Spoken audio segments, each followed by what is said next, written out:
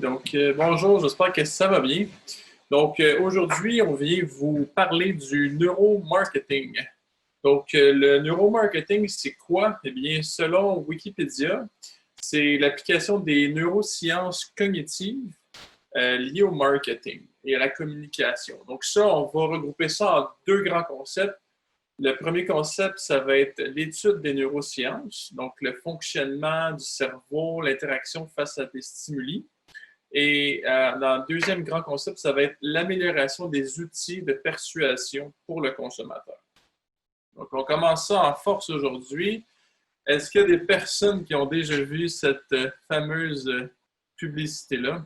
Donc, pourquoi que le dentiste est si important? Parce qu'on peut ne pas avoir un sourcil et on va quand même se rendre compte en premier qu'il lui manque une dent. Donc, c'est pour casser un peu la glace que j'ai mis ça, c'est que grosso modo, ça démontre que le cerveau, il va être habitué à regarder quelque chose, puis que c'est possible de faire voir quelque chose plutôt qu'une autre chose au cerveau en manipulant un peu l'information qui est disponible à l'écran. Un autre exemple que j'ai trouvé un peu intéressant, c'était, par exemple, si je vous présente deux cartes cadeaux d'Amazon, une qui est gratuite puis l'autre qui est 7 $, et la majorité des personnes vont avoir tendance à prendre celle qui est gratuite, même si celle qui est seulement 7 $, elle vous revient à un gain de 13 $, donc qui est plus intéressante que la première offre. Mais les mots-clés gratuites, ça va être vraiment quelque chose qui va être très fort. Donc, c'est pour ça qu'on a décidé de vous parler du neuromarketing. Donc, ce midi, dans le fond, je vais vous présenter 10 points que le neuromarketing fait vraiment un écho. On commence ça avec le premier point, donc la séquence du regard. Michelin sont reconnus pour faire des bonnes publicités. C'est une publicité qu'ils ont utilisée dans un certain nombre d'années avec un petit bébé. Donc déjà là, ça amène un sentiment de regard pour les personnes. Puis quand on lit le message, donc ça veut dire que dans le fond, vous roulez avec beaucoup de choses dans votre auto. Donc c'est le sentiment de sécurité qu'on veut amener ici. Si je fais la corrélation avec le milieu CPG, donc le planogramme, ça va être quelque chose qui va être un élément qui va être important parce que la séquence du regard va porter tout son sens. Dans cette publicité-là, on va regarder le bébé en premier, après c'est le texte. Puis au niveau des planogrammes, par exemple, c'est pas pour rien que les personnes ils vont se battre pour avoir des produits qui vont être à la hauteur des yeux. Donc, le neuromarketing va vraiment clairement indiquer que le regard va être un des facteurs clés pour la prise de décision. Donc, le point numéro 2, l'importance de l'emballage. Ça, c'est super fascinant. Frito-Lay's, Campbell, puis d'autres compagnies, pour sûr, ils ont fait des études de neuromarketing. Donc, c'est clair que ça a un impact directement sur le consommateur, mais ils ont mesuré avec un neuroimagerie c'était quoi l'impact de leur emballage. Donc, ils ont analysé les résultats, s'il y avait des résultats positifs, négatifs ou neutres face à l'emballage. Donc, dépendant comment l'emballage était fait, les couleurs, la typographie, toute l'imagerie. Donc, le neuromarketing a aussi impacté beaucoup les grandes compagnies à mettre l'emphase sur l'emballage. Donc, ça va être aussi un élément très intéressant dans le neuromarketing. Ça, c'est quelque chose j'ai vu dernièrement à la télévision. J'imagine que vous l'avez vu aussi, la couleur. C'est un élément qui est très fort, vraiment, qui va nous rappeler certaines efficacités au niveau de la couleur. Donc, dans ce cas-ci, l'image qu'on voit, Doritos, ils font une publicité sans logo. Donc, on ne va jamais voir le logo de Doritos. Ils ne vont jamais dire le mot Doritos. Mais on sait pertinemment qu'ils parlent de ça à cause de la couleur des sacs qu'ils tiennent dans leurs mains. C'est super efficace. C'est vraiment un autre exemple qui est fulgurant. Une couleur, simplement un fond orange comme ça. L'exemple qu'on va penser, ça va être Home Depot. Donc, vraiment, le neuromarketing va nous aider avec la couleur. C'est vraiment un avantage à prendre de bien positionner la couleur pour que la marque soit associée à une couleur. Donc, sans même avoir le logo, on va être capable de savoir c'est quelle marque. C'est vraiment fort. Un autre élément qui est impressionnant du neuromarketing, c'est la paralysie décisionnelle. Donc, ça a été prouvé en neurologie que quand on a beaucoup d'options devant nous, ça va être difficile de prendre une décision. Comme dans ce cas-ci, on a plusieurs beignes qui ont toutes l'air très, très bons, plus que l'un que l'autre. Moi, personnellement, je ne serais pas lequel je pourrais prendre, j'en prendrais plus qu'un, c'est sûr. Mais si je compare avec une prise de décision comme ça, à ce moment-là, l'utilisateur, le consommateur, il se retrouve à avoir moins d'options, mais en bout de ligne, ça va être plus facile pour lui. Il va avoir une expérience plus simple, plus agréable, puis il va avoir tendance à plus prendre une décision rapidement. Donc, si on fait la corrélation avec une rangée remplie de produits, plein de produits, plein de choix, non seulement ça vous coûte cher à entretenir toutes les SKU dans les produits, mais en bout de ligne, l'utilisateur, il ne va pas être capable de prendre une décision rapidement. Donc ça va être important de réduire le nombre de SKU que vous avez pour augmenter la vente de ces produits-là. Ça a l'air un peu farfelu, là, mais en réduisant le nombre de SKU, vous allez avoir une meilleure décision de la part du consommateur. Ce fameux sentiment d'urgence, je viens de voir, excusez-moi, que mon vidéo il était dans le haut, caché le titre. Donc, le point numéro 5, créer un sentiment d'urgence. Bon, j'aurais aimé ça, trouver un autre exemple, mais vraiment, celui-là, c'était un exemple flagrant qu'on a vécu tous dernièrement. De voir des palettes vides, de voir une ruée de personnes qui allaient acheter ça, puis le sentiment qu'on avait en tant que consommateur de manquer quelque chose, ça l'a fait complètement disjoncter des personnes. Mais vraiment, on voit le pouvoir du neuromarketing. Quand un humain pense qu'il va manquer de quelque chose, il va acheter sans se poser de questions. Il ne va même pas regarder le prix. Je vais le prendre, il va mettre dans mon panier. Des fois, on a vu toutes des vidéos là-dessus. C'est vraiment une prise de décision qui va se faire instantanément. Puis, qu'est-ce qui en fait, le plus grand facteur dans cet élément-là, c'est que le sentiment de perdre la possibilité de prendre quelque chose va être beaucoup plus grand que tous les autres facteurs.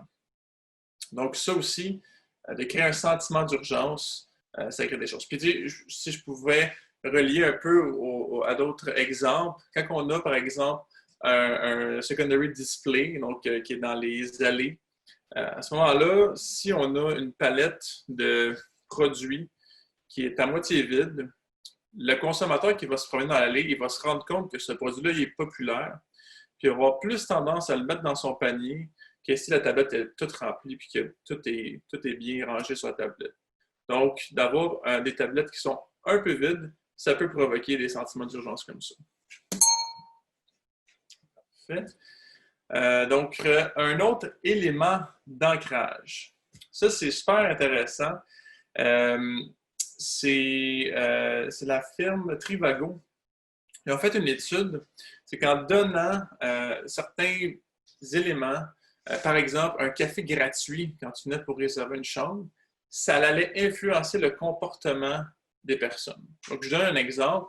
Si, par exemple, vous avez un produit que vous voulez pousser plus qu'un autre parce que vous avez des stocks d'accumulés en arrière, donc les deux, ils ont un prix similaire, ils ont une fonctionnalité similaire, mais vous voulez plus pousser un produit que l'autre. Donc, en donnant un petit cadeau, bien, ça va inciter le monde à prendre ça. Donc, ça peut être un emballage de crème, exemple que vous donnez avec un parfum.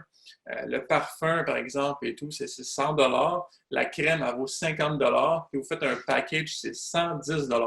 Donc, vraiment, l'utilisateur va sentir qu'il y en a plus. Donc, le phénomène d'ancrage dans le neuromarketing, ça va être vraiment le concept de donner un petit cadeau de plus pour qu'on puisse influencer la décision pour vraiment sortir le produit que le fournisseur veut sortir.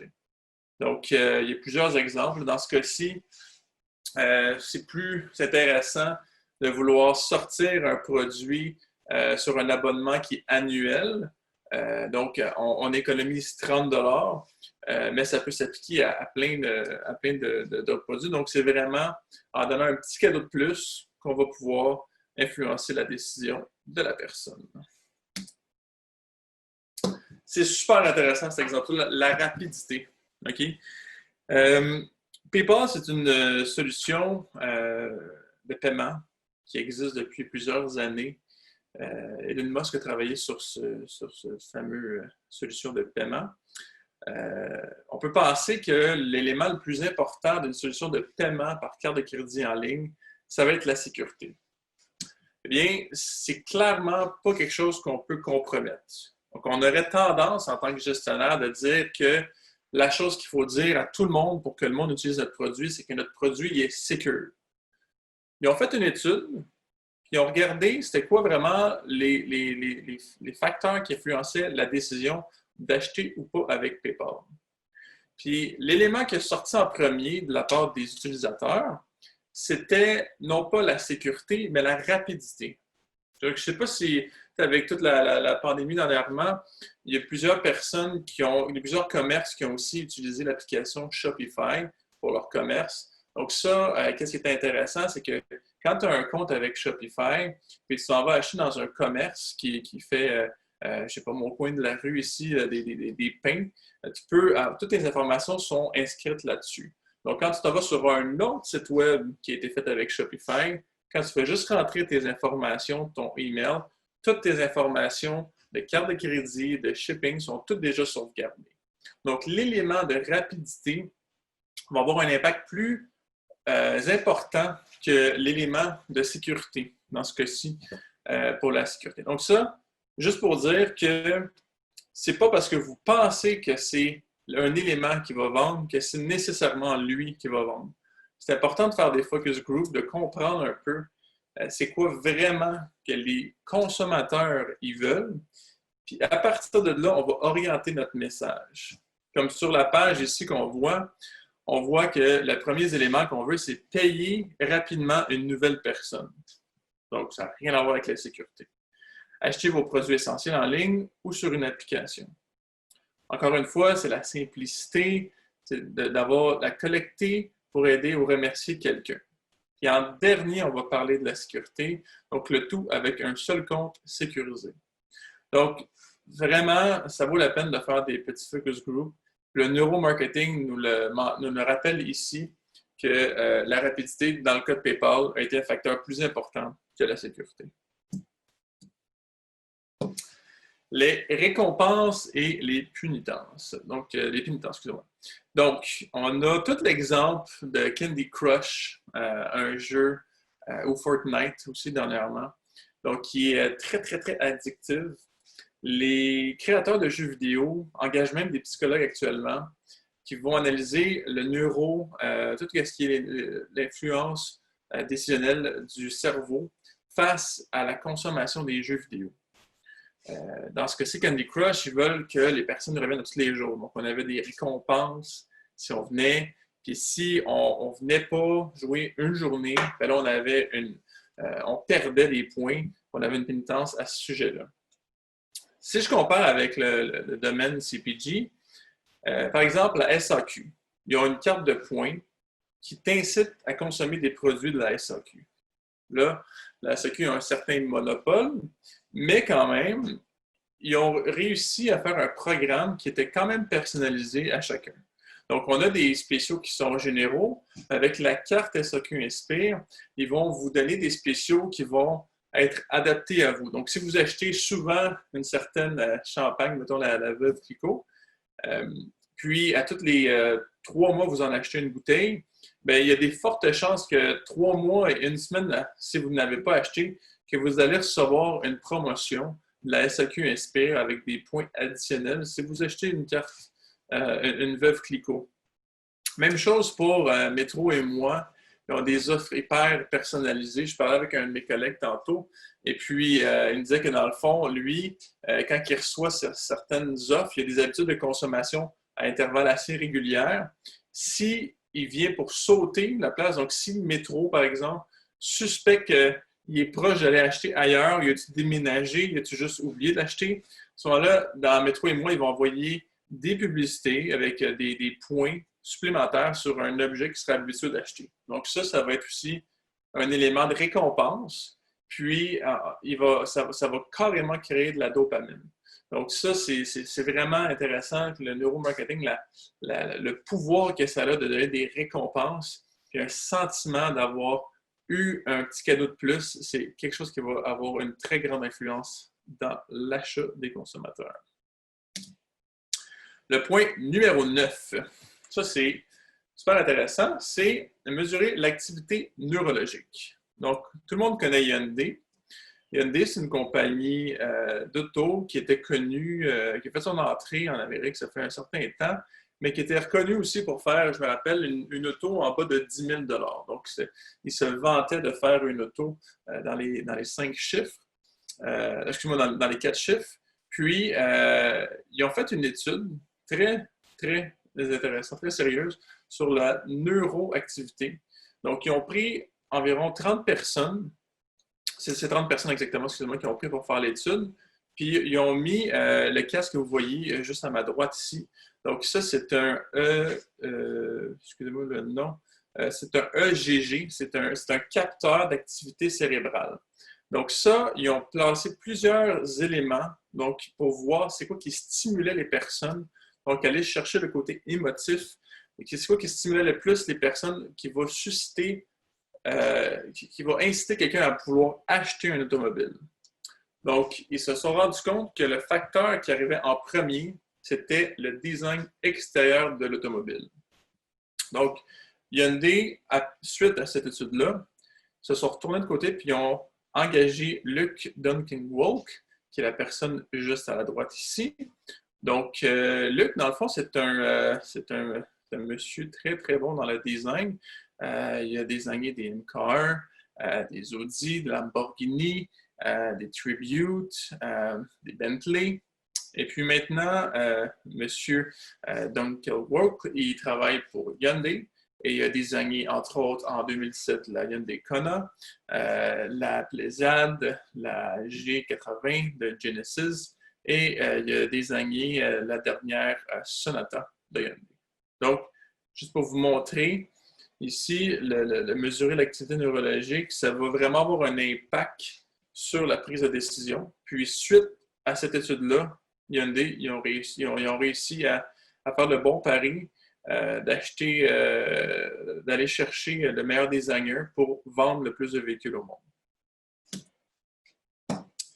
Finalement, le dernier point, c'est le bon prix. Donc, est-ce que c'est mieux de faire un round-up ou de mettre des sous ou pas de sous? C'est-tu mieux d'afficher 99 et 99, 100 $, 11 $, 99 et 11 et versus 100 $? Donc, il n'y a pas de réponse unique, ça va vraiment dépendre selon votre audience. Mais, qu'est-ce qui est prouvé selon le neuromarketing?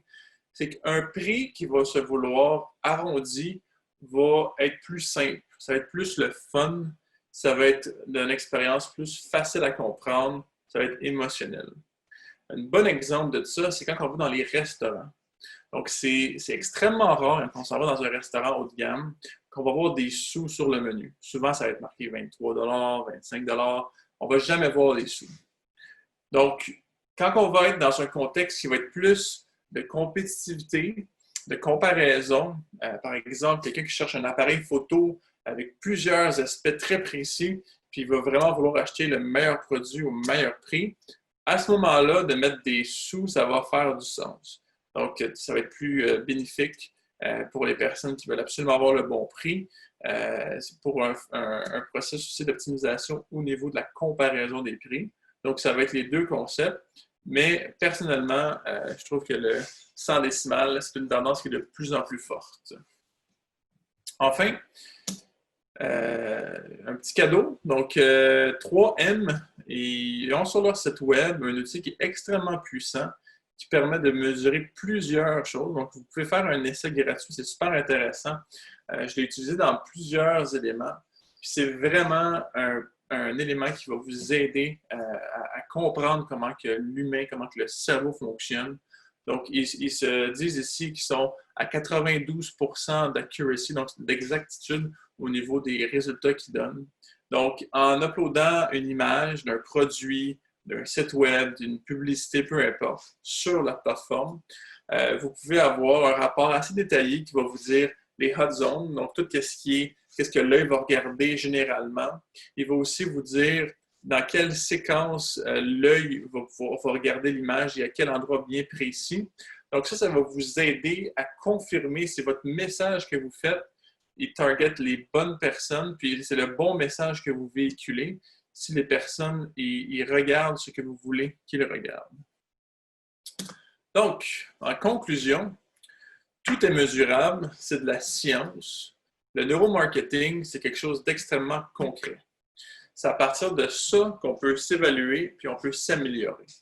Donc, si on donne un exemple, par exemple, les promotions, un changement de prix pour un produit, ça va avoir un impact de neuromarketing, c'est sûr.